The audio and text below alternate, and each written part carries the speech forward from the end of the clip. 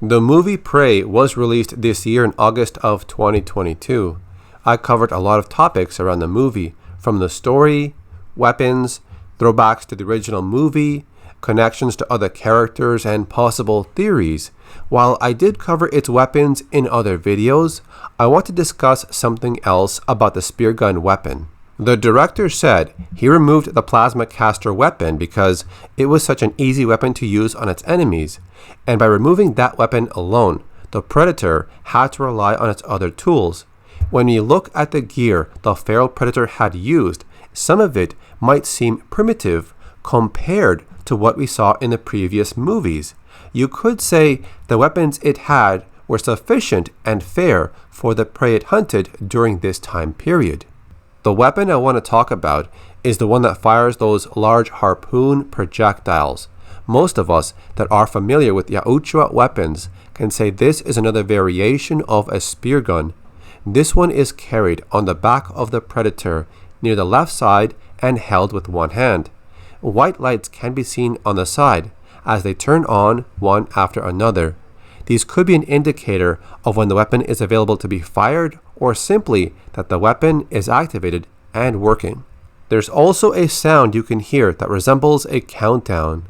It's a possible theory that the weapon would fire automatically when the lights are fully charged, or it allows the user to manually fire it with the use of the trigger.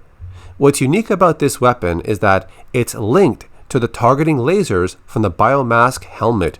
The lasers need to fully lock on, then after some time, the projectiles are fired. Even if the weapon is not aiming in the direction of where the lasers are pointed at, the weapon can still be fired, but the projectiles will turn in mid-air and fly back to where the lasers are aiming. Not all three lasers have to be on a single spot. The three lasers can spread to different points, and each projectile will land at wherever the lasers are pointed. Each projectile can also be picked up and used again. In the movie Predator 2, the spear tips are fired from the bottom section of the gauntlet, and it appears to not require the use of the targeting lasers. It's also seen in the comic books. What looks like an adjustable combi stick weapon can fire long, pointy projectiles, and in other stories, you can see the projectile has double blades, so the projectile and where it's shot from will change over different stories. If you played the video games, you'll notice the spear gun has been modified in each game. In classic Aliens vs. Predator from 1999, the spear gun has a lot of rounds, and the projectile dismembers any limbs from the body. The projectiles it fires are extremely large and powerful, but cannot be retrieved or inserted back into the spear gun. When you look at the spear gun in the 2001 video game Aliens vs. Predator 2, or as we call it, AVP 2, the spear gun carries a lot of ammunition, but the projectiles are smaller and not as strong. However, the projectiles that land on a target or surface can be picked up and used again. And in the 2005 video game Predator Concrete Jungle, the weapon itself has a new design, but it still carries plenty of ammunition. The projectiles are strong enough on certain enemies, but headshots are always the most damaging part of the body. But the one unique thing that stands out with this weapon in this game is that it can use the targeting lasers from the biomask, allowing it to lock onto a target around the torso area. This makes the projectiles more accurate and easier to use.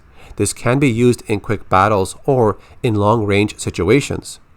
It seems like this weapon has taken traits from certain video games, the long spears that are powerful from classic AVP.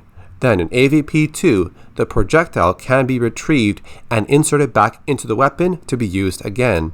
And in Predator Concrete Jungle, it's a more efficient weapon when used with the targeting lasers. So that's it for this video. I know it's a short one, but it's something that I wanted to cover ever since I looked at the weapon once again and also comparing it to other versions I've seen in other video games. I still enjoy the movie as I've watched it a bunch of times already, and I like how they're able to give us something new instead of repeating everything we've seen before in the past. So that's it. Thanks for watching, and I'll see you next time.